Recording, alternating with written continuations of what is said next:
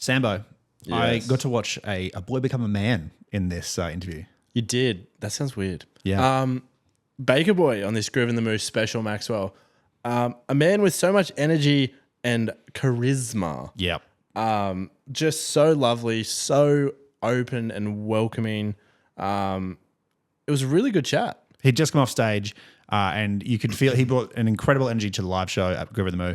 And I think you can feel that because he feels like he's rolled literally straight off the stage into our chat, and he's still buzzing by the looks of it. And he was still sweating. He was still sweating. I had Baker Boy sweat on me, which was, it smelled really good, low key. But You're trying to sell that shirt now, aren't you? no, I didn't take it off him. It was really weird. His manager said, dude, why would you ask that? But we chatted about J&J, his second album, and then he's working on a lot of new stuff. How he talked a little bit about how he's blending like hardcore with some intense hip hop, and how he feels like he's really coming into his own. And he got quite vulnerable at some stages throughout the chat, talking about his culture and how he is kind of looked to as an expert in, talking to some issues that he doesn't actually feel like he can talk to. And it's quite an interesting chat. Yeah. Well, Sam, over to you to chat to Baker Boy. We are joined by Baker Boy, mate. Welcome to the show. Cheers, bro. Thanks for having me, Buzz. It's a pleasure to have you on. You've just come off stage, probably the most energetic set of the day. Let's go. That's what I want to hear, Buzz. 100%. Let's go. We were saying off air, you've got an 80-minute headline set that you're trying to compress into 40. It's just all energy. It's flat attack. Like, when you're preparing to go on stage, is presence and energy just key and the top of mind? 100%. Always. It's like, it's so weird because like I get so nervous and I start thinking about all the lyrics and I can't think about them, and then I'm like, all right, don't think about it if I can't think about the lyrics before I jump on. Like 2 minutes on, 2 minutes before jumping on, and I'm like trying to think about all the lyrics, trying to practice it, and I literally can't think of anything. And I'm like, oh my god! Every time I start freaking out too. And then as soon as the song starts and I come in and it's just like full locked in, and like I just like in a way it's like riding the wave. But and it's just like full crazy. You know what one of the craziest things that I do is sometimes I'll be rapping, but my brain will be like thinking about all the moments that like all the songs that I've been doing in the studio and stuff, and then I'm like, hold on, where am I right now? Am I at the studio or am I at the festival? Because like every time when we made music in the studio, I've always pictured it being out in the crowd and stuff. But the best thing about performing was being in front of a lot of people and listening to some of the new music and stuff, especially like J&J, some of the tracks from J&J and stuff, and like it was just so crazy. But like a lot of rituals before jumping on stage. I bring like a little gym workout. Really? Like I don't know what they're called, but they're like the stretch band sort of vibe. Yeah. And then I just do like full workout, skipping ropes and stuff, just to get the blood pumping. Before going out. And get some of the adrenaline out. Get the adrenaline out, and then just like so much fun, just going crazy, bro. I love that. Well, before we get into J&J, we ask the same question every time we chat to an artist, and that is, what's spinning in your playlists? But literally, probably like a lot of different music. There was like, and a lot of like Aussie artists like Kelly Holiday and Nina Geraci, all this, and then like BTS just released an album, so I had the whole album in there as well in my playlist. So I made like a little Baker Boy album, Baker Boy playlist, and so I've added all these stuff and like added old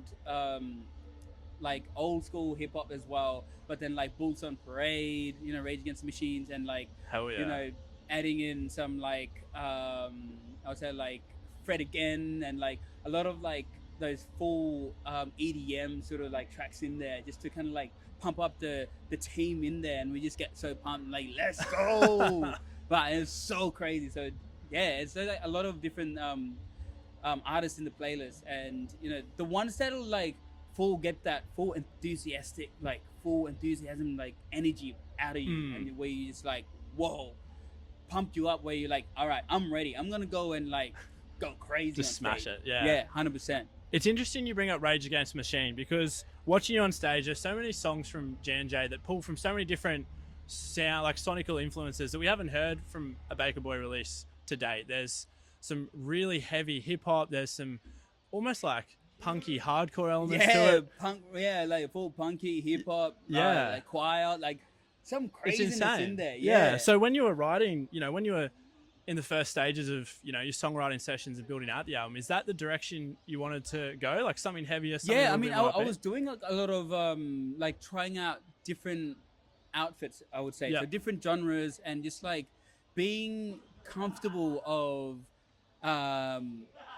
being comfortable to be able to be open to any like ideas, even though if it's gonna be sound bad, you at least you tried. Yeah. And just like doing all this and just like let it ride, like let follow the flow and then let's see what happens out of it. And like doing like Thick Skin, for example, where it's like punky hip hop with choir, and I thought that it was just gonna not work, but then it's just like some reason just worked, and I was like, yo, what the heck, this is crazy.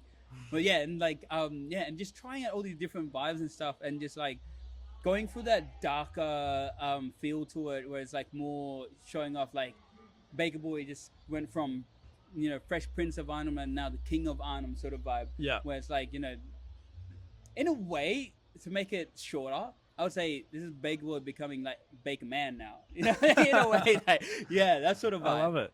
Well, I mean, lyrically as well, it's some of the most personal lyrics you've ever written. It talks a lot about your journey and your family, and now that it's been out and with fans for about half a year, how do you sort of feel listeners have received it? And has it felt like a bit more of a personal connection with your fans? I think it's I think it was the time where like when working on this album, J&J, I think it's the first time that I've actually like trusted my producers, and for me to be able to be vulnerable enough to like speak about who I am and where I come from, and in a way I kind of found myself. Yeah. And deep diving into all that, and like talking about feelings. At the end of the day, I'm human, and everyone knows that Baker Boy is always that positive dance party energy kid. Now is like, I want to show people that I have feelings and I got emotions, and like going through like a lot of seeing all these racism and stuff, and a lot of people like calling me out and saying like, Baker Boy, why are you not like speaking about like all these movements and stuff? And I'm like, wow, so look, I live this every day. I just don't have like, I don't know what to say most of the time, because like whatever I'll say, it's not gonna be heard most of the time. And so I've started kind of like just sharing my feeling in a way where it's like still kind of like everyone loves it and vibes with it. And then if and like parties, still kind of like that, still got that Baker Boy party vibes in it.